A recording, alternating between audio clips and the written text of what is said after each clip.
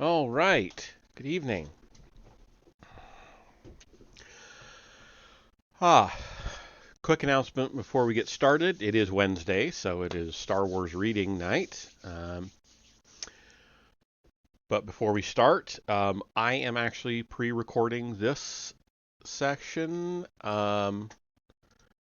which will air on the 29th, and I am also pre-recording the 6th. I'm going to be traveling for about 2 weeks, starting this Saturday, the 25th. So um, everything for the next 2 weeks after that will be pre-recorded. So just so everyone knows. Um, but this coming Wednesday, the 22nd, because I'm recording this on Monday, the 20th, this I will still be here and I will still be live. But 29th and 6th will be pre-recorded. Anyway, enough of that. I rambled a bit, but you get the point. So let's just jump right into chapter 18, The Descent. And as per usual, we have a quote. Never forget that we were brought here. Tython is a planet rich in force, but it is also a place of mystery, unknown to us, existing here for eons before the Thoyor arrived. Its age is deep, its stories deeper. We are but residents here. Our true home is in the Force. Master Dila Jan Morola, 3528 TYA. All right, into the chapter itself. And I'll probably end up kind of kicking back after a bit here, but ah, for Trey, the descent must have been terrifying. The Peacemaker blazed, hull creaking in protest at the incredible forces and terrible heat, flames smearing the windows, acceleration pressing him back against the seat with enough pressure to make his ears and nose bleed, and his LeCou drain of blood. Lannery barely noticed these physical effects. The Force was in turmoil, and the closer she came to home, the more lost she felt.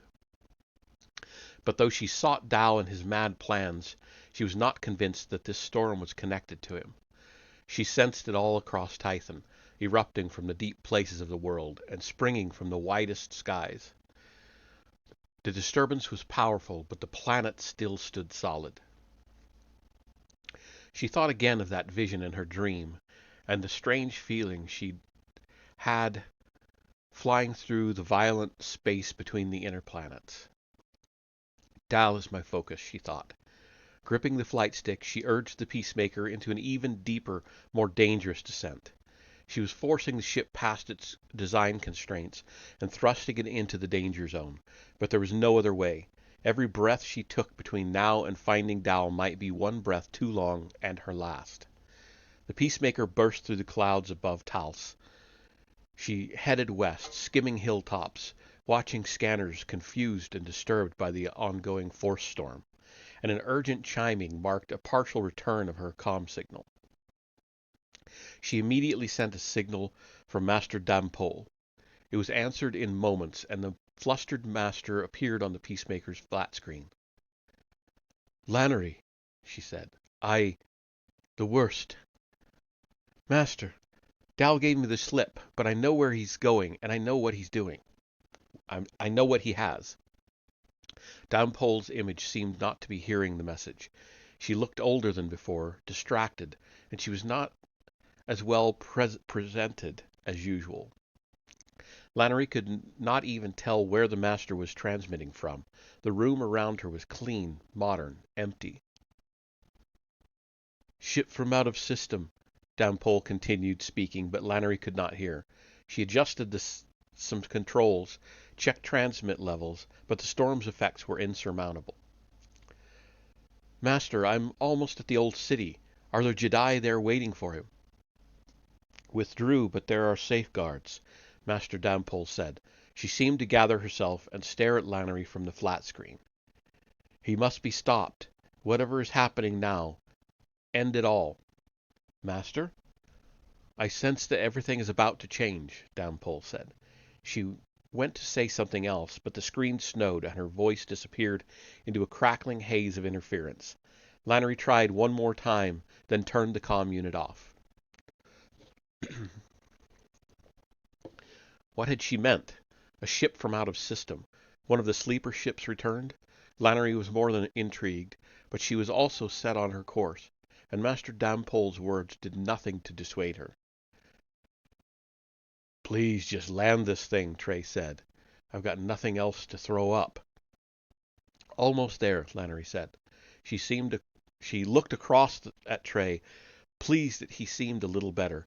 Perhaps whatever had poisoned him on Nox could be treated, given time. "What's the plan?" he asked. His Laku were stroking either side of his face as if giving comfort. "Plan?" she asked. "Is she always like this?" Trey asked Iron Holgs over his shoulder, and Lannery smiled. The droid issued no reply. Some of its circuits were fried, and it was in need of repair. Again, given time. The ship jolted as a streak of force lightning arced down and split the sky.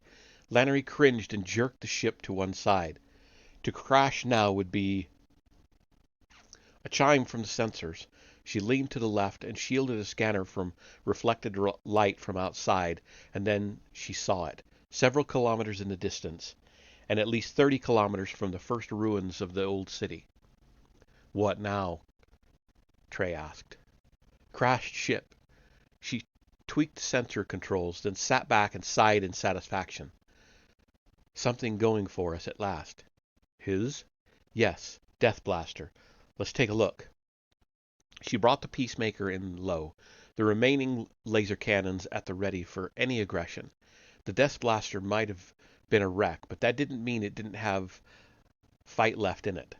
She circled at a distance, scanning for life forms. There was nothing. If the stargazers and her brother were still on board, they were dead. She felt a pang at that, unsure whether it was grief or regret. "Why not just blast it?" Trey asked. The ship had landed hard, gouging furrows from the soil across a low hillside, and had broken up when it struck a rocky outcropping. There was no sign of fire or explosion. "Can't, in case the device is still inside," she said. But that was not the whole reason. Setting down. They landed with barely a jolt, and the Peacemaker seemed to croak and sigh with relief. As she was about to speak, Trey held up one hand. "Who's going to look after you if I stay here?" "I was just going to say you don't need to come," Lannery said. "This was never really your fight." Trey's face darkened and his Laku dipped to communicate anger. "It's everyone's fight," he said. "We just happen to be the only two here." "You sound like a bad holo," Lannery smiled, and opened the hatch, hand on sword hilt, force senses fogged by the storms that raged across Tython's surface. She stepped down onto her home planet one more time. They split up as they approached the crashed Stargazer ship, and Lannery's nervousness grew. She did not want to find her brother dead among the wreckage. Whether that said she was a good person, whether it spoke of an unreasonable sense of forgiveness, she did not know. It simply was. She had always held out hope for him, even as he turned that blaster on her, and she had a split second to partially shield herself with the Force. She had felt so sorry for him. A fool, perhaps, but a sister for sure. She hoped her parents would be proud.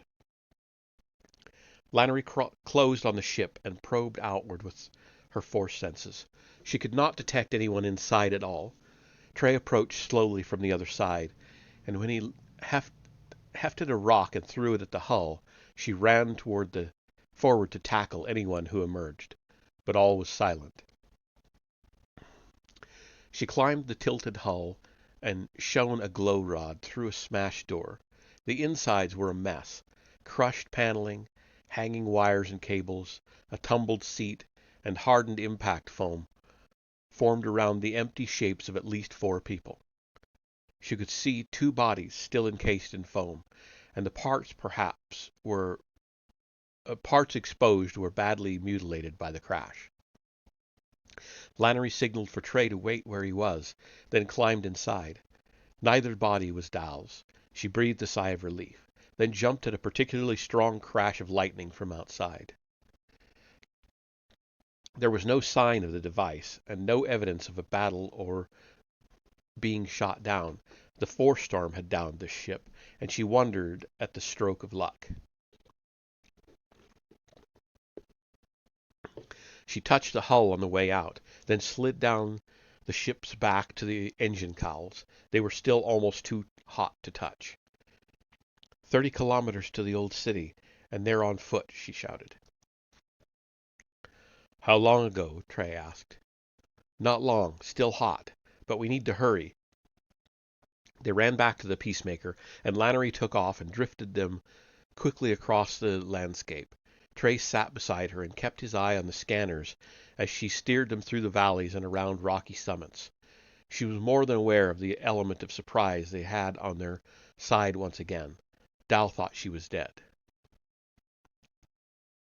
Approaching the old city, she experienced flashbacks of the last time she had been here. After finding Dal's bloodied clothing and believing him dead, she had returned to Anilkesh to face the repercussions of his final acts. Following the inquest into Scott Yun's murder, for which blame was laid squarely on Dal, she had been granted a period of leave during which she had traveled home and told her parents everything that had happened. They had blamed themselves, and Lannery had blamed herself.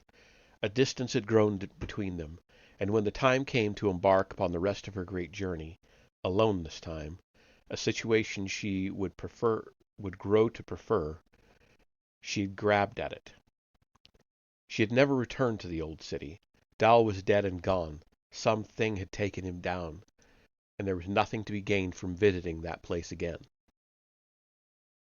Besides, there was the sense of fear that had flooded her, which she had attributed to the immense age of the place, the unknown history, the mystery that even the Force could not enlighten. She had never spoken of it. She believed that that place should always be left alone. And now, here she was again. Sensors don't show any life form, she said. No Jedi here? Surely they'd be guarding against him getting past you. I think Master Dampole said they withdrew. She pointed up at the sky. There's something else going on. Connected or not, I think we're on our own. You Jedi and your mysteries, Trey said, Laku shrugging. So where are they? They must have gone down already. Down? There are tunnels beneath the ruins, caverns, lakes, deep places. I've had enough of the underground. Lannery looked at him, one eyebrow raised, though this time she did not say, You don't have to come. Let's make it quick, Trey said. You're feeling better? Your drugs are keeping it at bay. Lannery landed the ship, and together they approached the old city. The landscape seemed overfamiliar, though she had been here only once. Almost as if she had always wished to return. She led them through a shallow valley, excuse me, and past a hill that might once have been a pyramid. They followed the footprints of 4 people in the long, damp grass. Her heart was beating fast, and a sense of impending dread crushed in around her. They really believed they were here to start a hypergate, she thought, and the idea was staggering. If everything went wrong, they might doom the system, but if the hypergate was real and the device actually worked, Dal might be building a step to the stars. What explorer could not feel a thrill of excitement at that?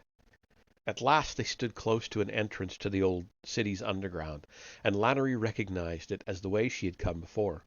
A sense of déjà vu struck home hard, and much that had happened since that first fated descent felt like a dream. I don't like this place, Trey said, snapping her back to reality. Feels strange, she said. I sense that everything is about to change, Master Dampole had said. Once again, Lannery pursued her brother beneath Tython's surface, not knowing what lay beneath. Not long after descending from the light, they came across the first of Dampole's safeguards. The Cathar stargazer woman had been sliced into several parts. Her head had rolled down a slight slope and now rested, staring up at them. The rest of her lay scattered across the tunnel floor. The blood was still wet and warm. It smelled sickening. Her eyes reflected Lannery's glow rod light accusingly, and Lannery sensed the force about the trap that had been sprung here. Set into the wall was a series of laser pods, all of them expended now, but they had fulfilled their purpose. Only Dal and two others left, Lannery said. And now they know there are traps. I doubt they'll fall for the next one. Let's hope we don't, Trey said. These are set by my people, Lannery said. Then there must be something down here worth protecting. Lannery did not reply, because she had thought the same. The Jedi Council had charged her with stopping her brother, and they had surely assumed that she would have succeeded long before now. This was the final step in his plan, and still he was ahead of her. But they would not have guessed that.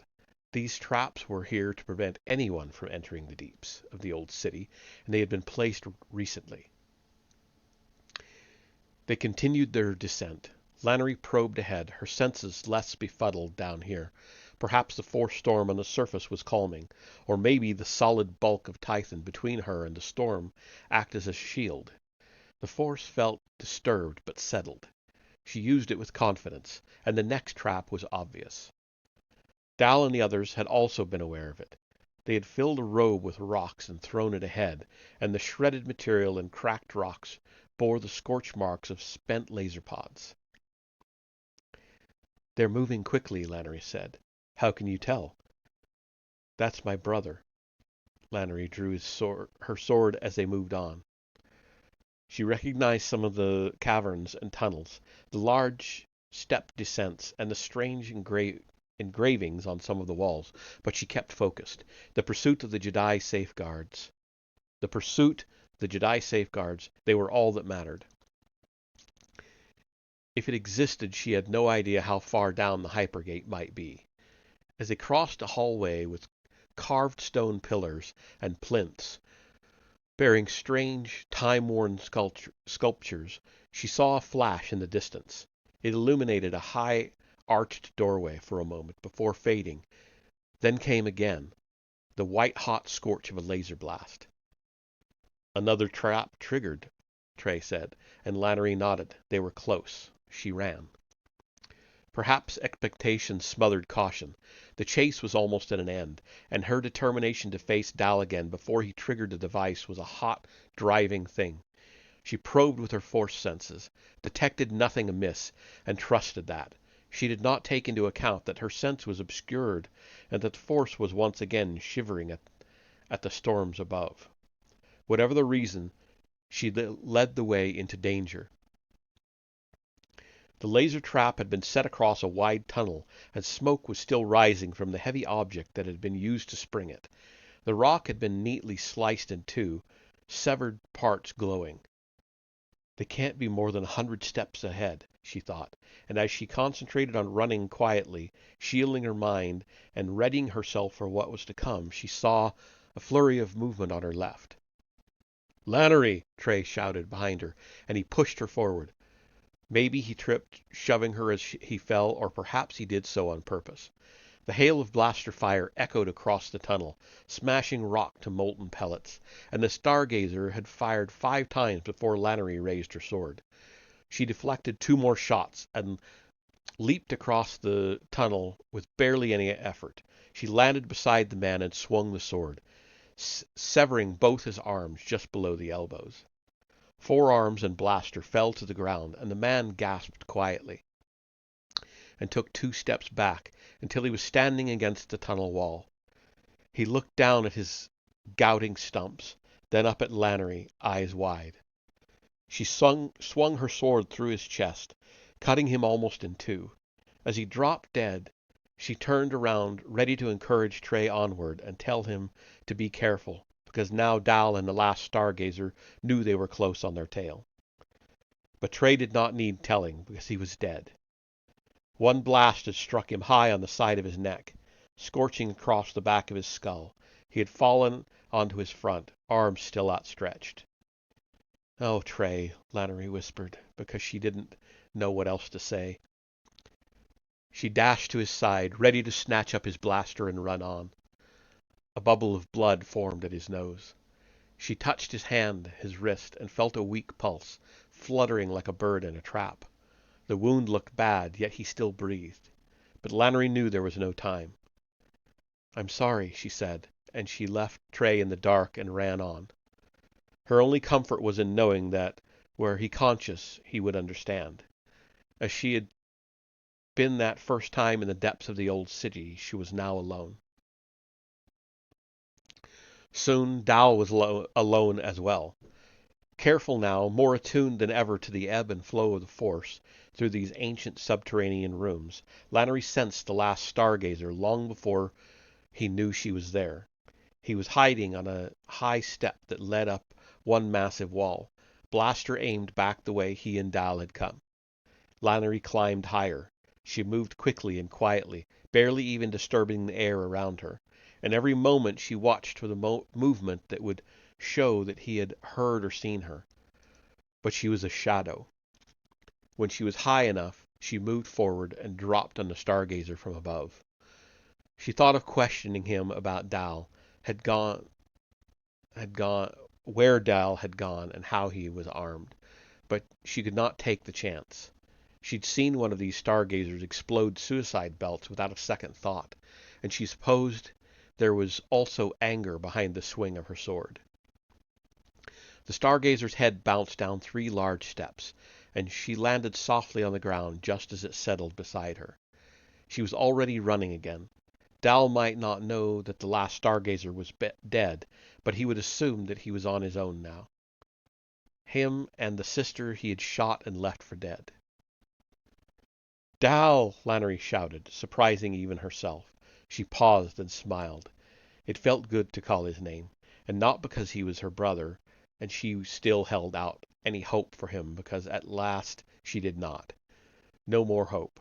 She enjoyed calling his name because in her voice she could hear the anger and disgust that she was feeling. So many people he had killed to fuel his fantasy, even his sister. If their parents were to suddenly appear, he would kill them as well. "Dal, I'm not coming to stop you." "No, I'm coming to stop you." No pleading, no more chances, just you and me, and last time down here you spilled your own blood. Her voice echoed away, filling huge rooms and grand tunnels that might never have heard such language before. She wondered at the Gree tongue and what these places had seen and heard so long ago. She felt the heavy, dense power that filled the place, and did not care. She was tired and enraged. Her balance was unsettled, but she let the anger drive her on. It sharpened her senses.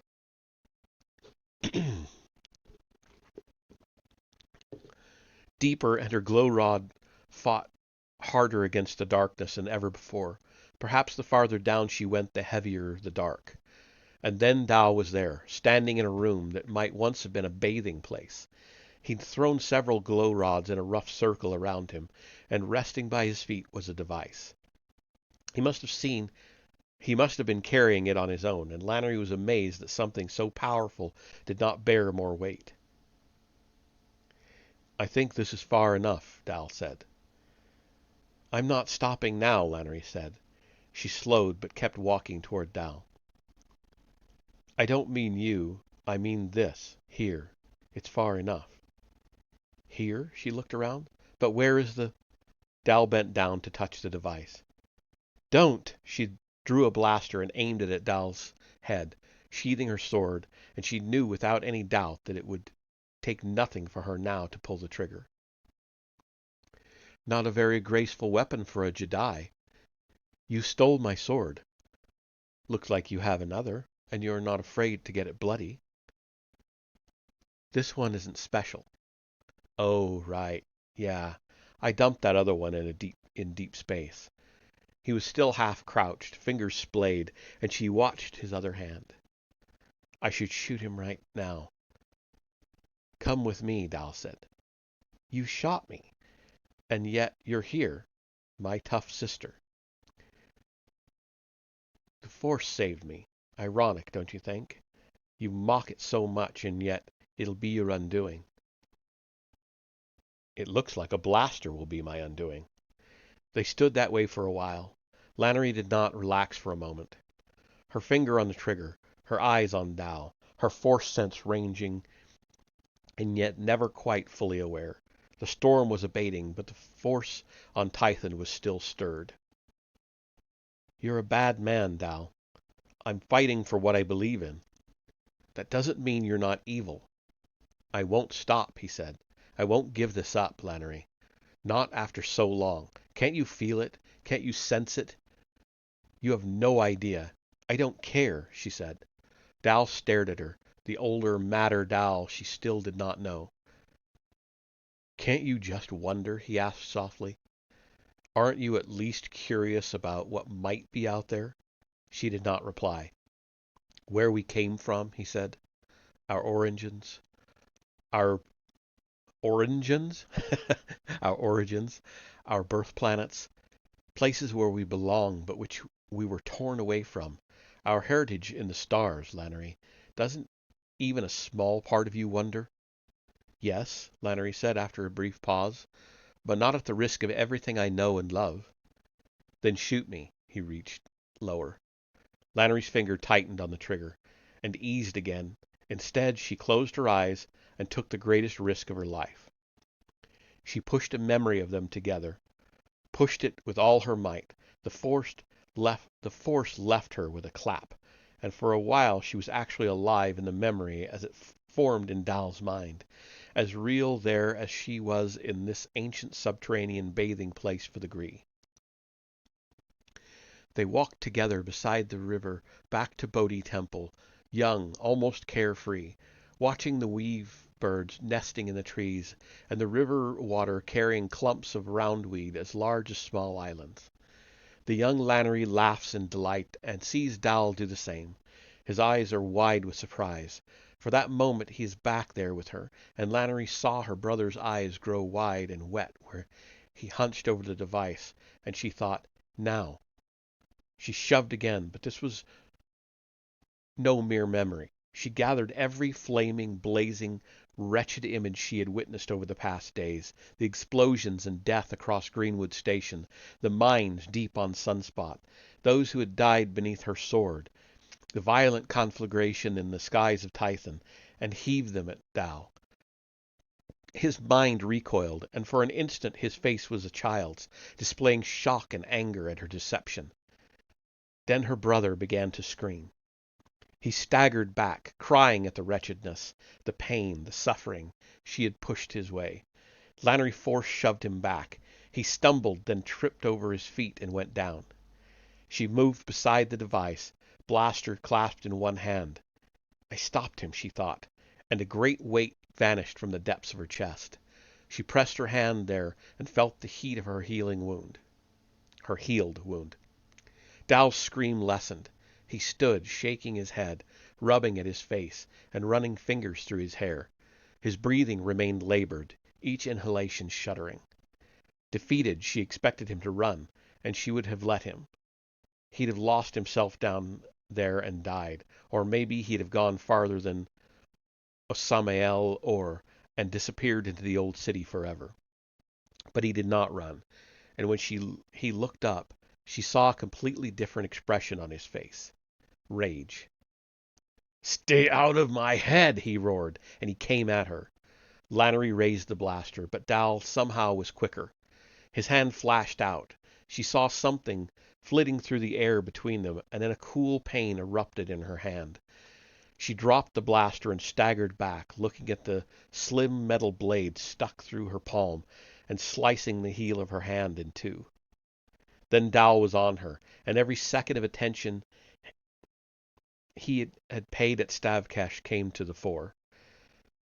Startled, Lannery failed to deflect the first punches and kicks. Dal's skills had always been in combat, and she reeled from the blows he rained down on her. She held her wounded hand to her side, but he aimed for it, one kick catching the blade and slicing deeper. A punch pressed her hand back against her hip and snagging the blade's end in her clothing. Lannery cried out in pain. Dal grinned. He came at her again, but this time she had recovered enough to be ready. As Dal fought with every martial talent and all the strength he had, so Lannery drew on her training. Her years as a ranger, her closeness with the Force, everything Dal hated, and she used it all against him. A punch caught Lannery across the shoulder, and she shoved with her uninjured hand, force-punching him across the cavern.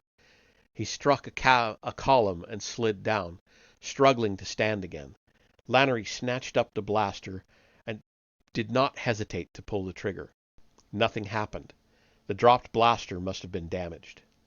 Dal crouched, picked up a rock, and threw it. Lannery deflected it with the force, and it shattered into dust. Dal drew 2 short knives from his belt and attacked once again.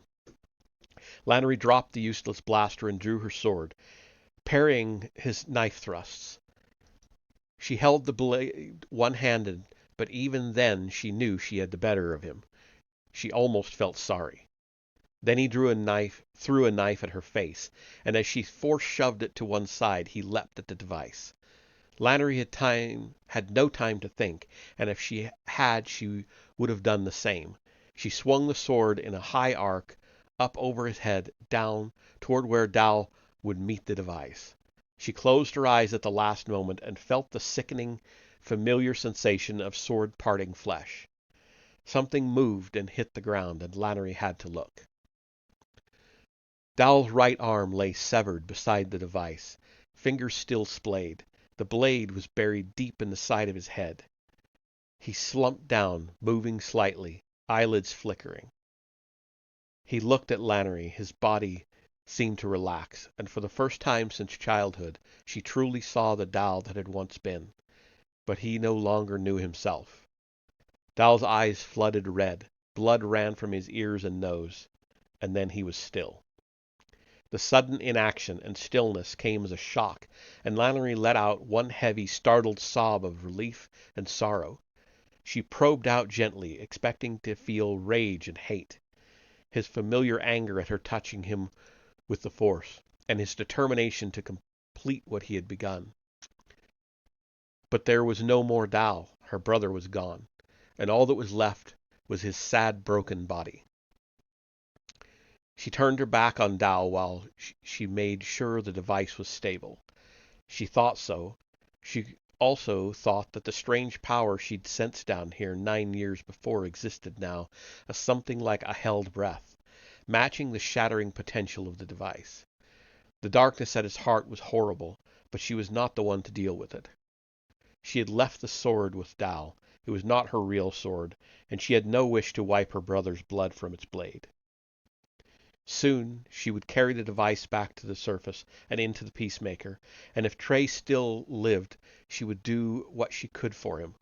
Poor brave Trey. She would transport them both to Anilkesh, the Temple of Science, where talented Jedi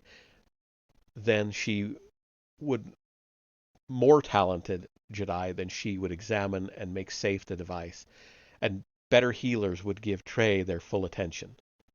She would demand that of them. She would insist. After that, she would meet the Jedi Masters who had set her on this mission. She would tell them everything that had happened and request permission to recover Dal's body so that she could take him home.